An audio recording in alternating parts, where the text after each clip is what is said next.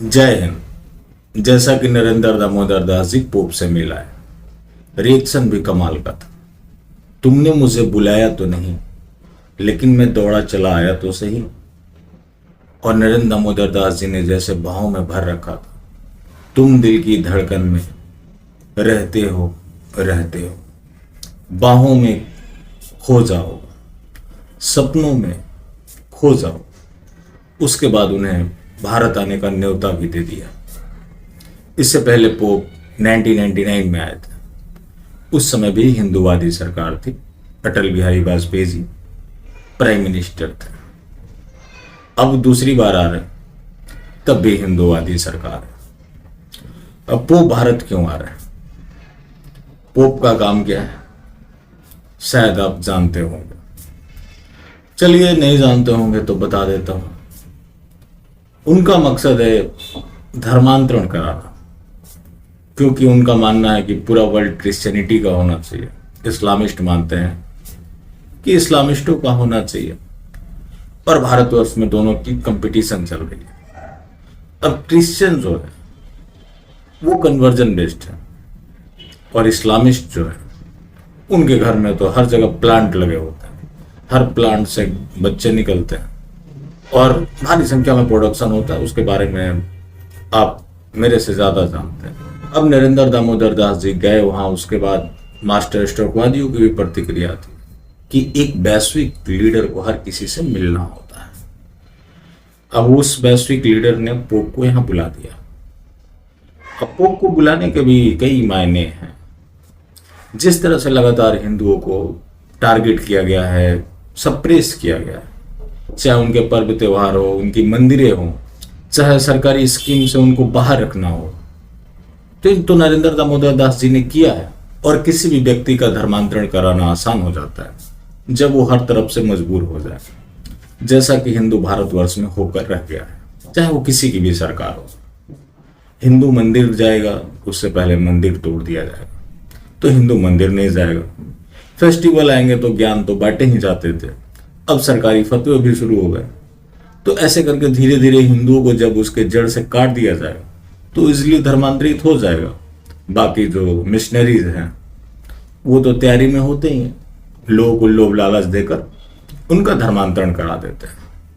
अब नरेंद्र दामोदर दास जी जिस गर्मजोशी के साथ मिल रहे थे, क्या कभी आपने देखा है किसी शंकराचार्य, किसी साधु महात्मा से ऐसा मिलते हुए? नहीं मिलेंगे। नरेंद्र दामोदर दास जी को एक मेडल चाहिए, विश्व शांति नोबेल पुरस्कार। उसके लिए नरेंद्र दामोदर दास जी को क्या करना पड़ेगा, जो कि वो बखूबी कर भी रहे, फ्री हैंड देना पड़ेगा। कि चाहे वो क्रिश्चियंस हो या फिर इस्लामिस्ट हो, कौन जल्दी इस भारत की भूभाग से हिंदू विहीन कर देता है। क्रिश्चियनिटी कन्वर्जन कराएंगे, इस्लामिस्ट जो है अपनी जनसंख्या बढ़ा रहे हैं, जहां ज्यादा संख्या में होता है हिंदू वैसे भी पलायन कर जाता है।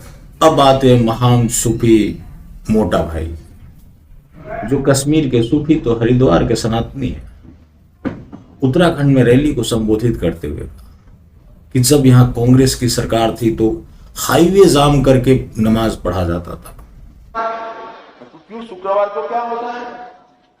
मैं तो थोड़ा सोचने लगा कि मेरा जनरल नॉलेज वीक हो गया, शुक्रवार क्या होता है?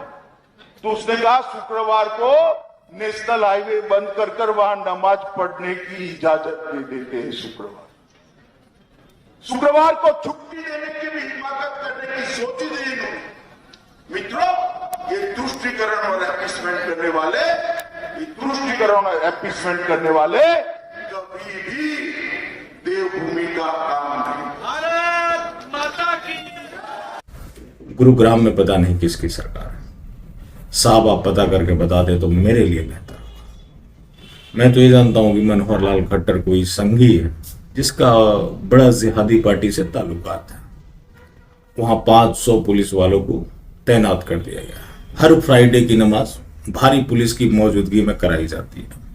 वही कोई हिंदू विरोध करने आता है, उसको गिरफ्तार कर जेल में डलवा दिया जाता है। लेकिन अमित शाह बहुत जल्दी से भूल नहीं जाते। चुनावी हिंदुओं की यही पहचान है।